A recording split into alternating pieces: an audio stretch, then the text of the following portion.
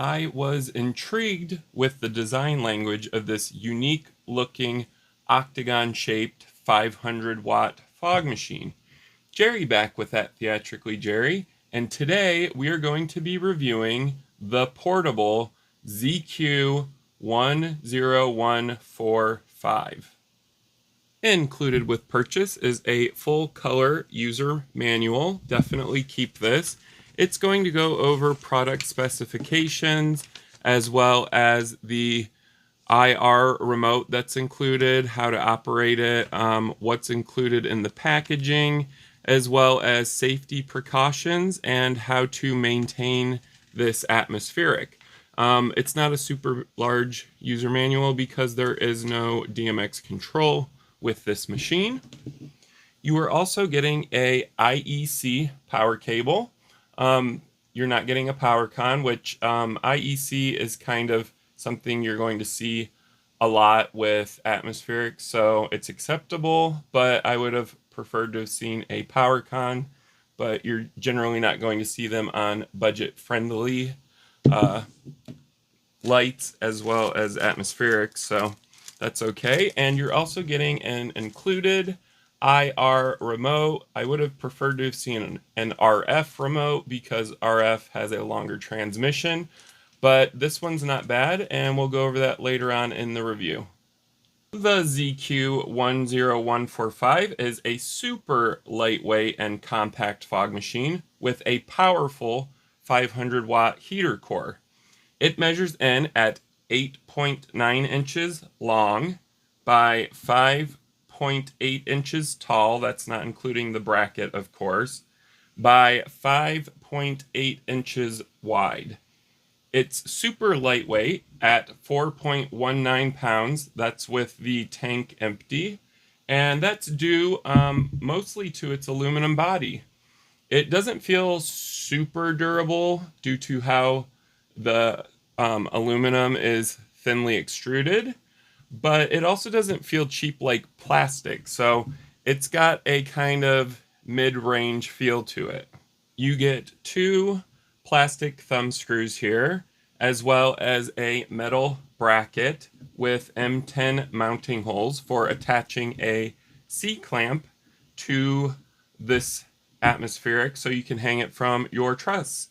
The thumb screws are super easy to loosen and adjust for bracket tilt. So I was glad to see that they didn't include the super tiny thumb screws, and they are the kind where your fingers sit nicely in them. So it's glad to see that they included that. The front of this atmospheric also interested me. It has 18 1-watt RGB LEDs arranged in a circular pattern. Each slice here has 3 LEDs of the same color, so you're going to get red, red, green, green, blue, blue. So each color is going to have 6 LEDs each, so 6 watts of each color. The lenses are acrylic, what you do see on the budget-friendly PARs, with the micro lenses built into them as well, and what those do is help direct the light outwards to create a much tighter beam angle. Dead center here is a super small copper tube that produces the fog from the 500-watt aluminum heater core inside. The octagon shape of this chassis is super unique looking, and the white design accents that you see here really make it pop. I do wish they would have included some sort of barrier so you don't accidentally touch the copper tubing when it's hot. It is protruding about 1/4 of an inch out, so just make sure that when you're transporting this and it's still hot, to not touch this, simply because you're not going to enjoy 500 watts of heat touching you. So the bottom features 4 rubber feet. Why is this important? The rubber feet are going to stop the vibration noise from the pump. So that's number one. Number two, it's going to protect the aluminum chassis from being scratched up while it's sitting flat. And also it just helps with the sound. So it's going to keep the sound level down. So I was actually glad to see that they've included these, and they are a decent height. So it is staying well off the ground here. So the back of this fog machine doesn't have a whole lot going on. We do have a illuminated on and off rocker switch. I was glad to see that they included a LED built into it, so it's easy to find in the dark. The rocker switch is rather small, but it does have a nice audible click to it, so I don't think you're going to have any problem finding this in a dark environment. Down below here, we have a fairly typical IEC power port. A lot of atmospherics and anything with liquids such as bubble machines and snow machines generally have an IEC power port. There are some more professional ones where you do get PowerCon. The one good thing about IEC is there is a built-in 250 volt safety fuse. So I love seeing safety, and especially when you're working around liquids, it's nice to have a fuse that's going to blow instead of grounding you or somebody else to the metal case here. So I was glad to see that. We do have a red LED indicator, which they're calling a prompt lamp. This is going to light up when the heater reaches its optimal heating temperature, and this is going to indicate that the fog machine is ready to use. You're also getting a fairly typical cutout here to view fog fluid levels. I would have preferred to have seen a illuminated tank, and I don't understand why manufacturers in 2025 aren't including them. It's just a simple little LED that lights up the tank so you can see how much fog solution you have in the dark. They could have even borrowed some of the light output from this prompt lamp and directed it right here into the fluid tank, but they didn't. So this fluid tank's not illuminated, but it's not a big deal. It's not the first time I've seen a fluid tank with no illumination. And then of course you are getting your warnings, cautions, as well as the approval ratings down here. This is CE and FCC approved for the US here, as well as ROHS approved. Speaking of fluid tank, the ZQ10145 has a super small 300 milliliter capacity that promises 80 minutes of runtime before empty.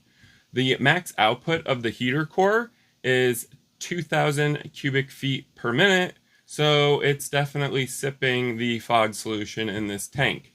They also included a screw-on lid that reminds me of something on a soda bottle.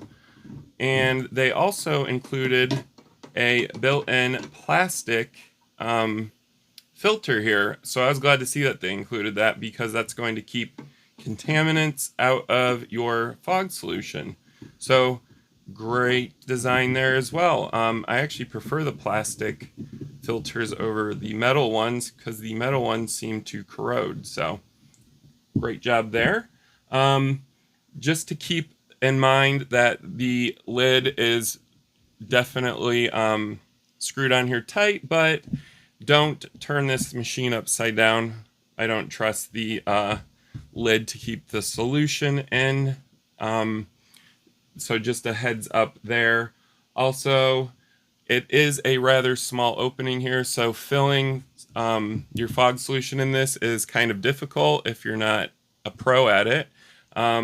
So take your time, because you don't want to spill any liquids and get them down inside of your fog machine. Okay, while I'm waiting for the fog machine to heat up, I am going to go over the included IR remote here. So you are getting pretty basic features with this. This remote is one of those credit card style remotes, super cheap, plastic feeling. It's the only way to operate this fog machine, so definitely keep it. There are no onboard controls for this.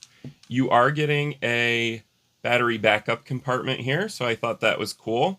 So there are two batteries here. This one is your backup, this one is your main. this one dies, you can take the backup out and put it in here, vice versa. Great seeing that, guys. The remote is super easy to operate here. So right here in the circle is your built-in macros. So built-in macros are shows that are built into this atmospheric. You have a show, which is going to go cycle through all of the macros. You have a jump macro, a flash macro, and they spelled flash wrong. It says fash, pulse, and fade. And we're going to look at those a little later on. And then you are getting your colors here, and they're color coded, so super easy layout, easy to use for beginners. We have our red, our green, our blue, our white, which is going to mix red, green, and blue together, our orange, our purple, our yellow, and a light off button. So let's go ahead and take a look at these lights. I'm going to bring up red. So we have 6 watts of red here, green, blue, orange, which is mixing red and green since this is an additive mixing system, purple, which is going to mix red and blue, yellow, which is going to mix green and red, and light off. So let's go ahead and see the built-in macros that are included. So we have our show, which is just going to cycle through all the macros. Our jump, which is going to jump through all the available colors. Our pulse, which is going to fade up and then fade out all the colors. And then fade, which is going to give you that super smooth gradient fade look. And then last but not least, our flash for the strobe light. So you can actually use the strobe function with a macro, or you can use the strobe function with a solid color. So if you want a red strobe, you can hit red and then the flash, or blue if you want a blue strobe. The strobe isn't a super fast refresh rate. I'm going to say it's probably 10 to 12 hertz, so 12 strobes per second. It does give a nice impression of a strobe though, and for a budget-friendly atmospheric, it's not the worst I've seen, to be honest. They could have included no LEDs at all with this fog machine, and it would have been rather boring. So I was actually glad to see that they've included all of these macros, as well as the ability to select certain colors.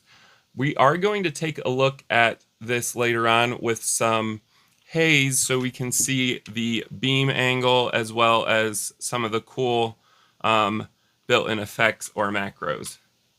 The 500 watt aluminum heater core takes about 4 minutes to heat up to temperature.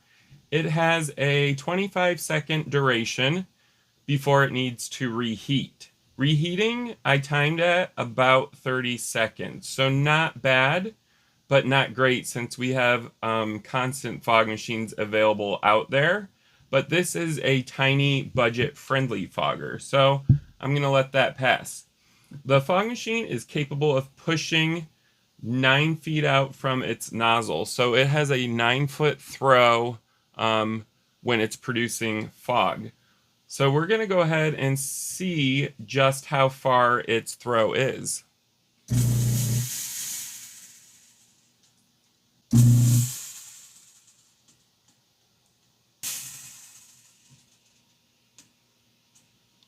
I'm out in my studio garage so we can test out this 500 watt fog machine. It has a claim that it can do a 9-foot throw, meaning 9 feet from the nozzle out of its fog burst. Right now I have a tape measurer down here and I have it marked off for 6 feet. So if it goes beyond here, it's going to be over 6 feet, and then we're going to go ahead and check and see if it'll do 9 feet. So let's go ahead and see what this does.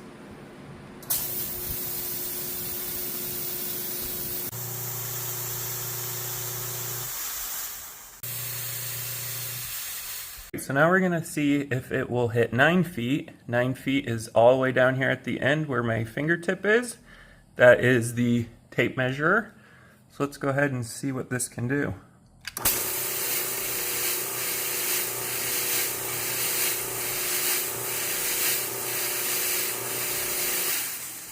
So it easily goes past 9 feet.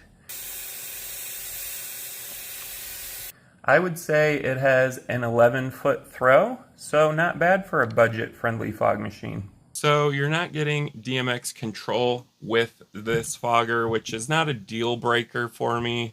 I would have liked to have seen sound active mode at the bare minimum with this, simply because I would have liked to have seen these lights react to sound. It just would have looked cool instead of just having these built-in effects. I would have also liked to have seen the ability to control the speed of the macros here, which you can't unfortunately do, just so you could get it to look like it was reacting with music or sound.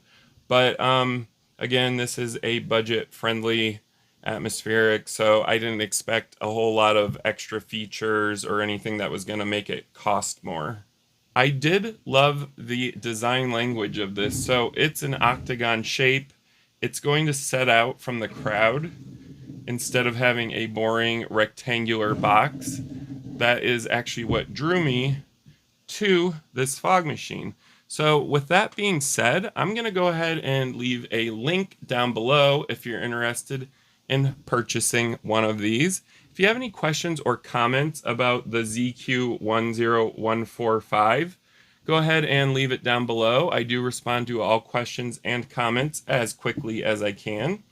Also, if you haven't already, go ahead and give this video a thumbs up. Also, you can subscribe to my channel at Theatrically Jerry. If things like this interest you, reviews on atmospherics, DJ lighting, stage lighting, equipment, anything like that, tutorials, DMX, go ahead and subscribe to my channel at Theatrically Jerry. I do produce quite a bit of videos.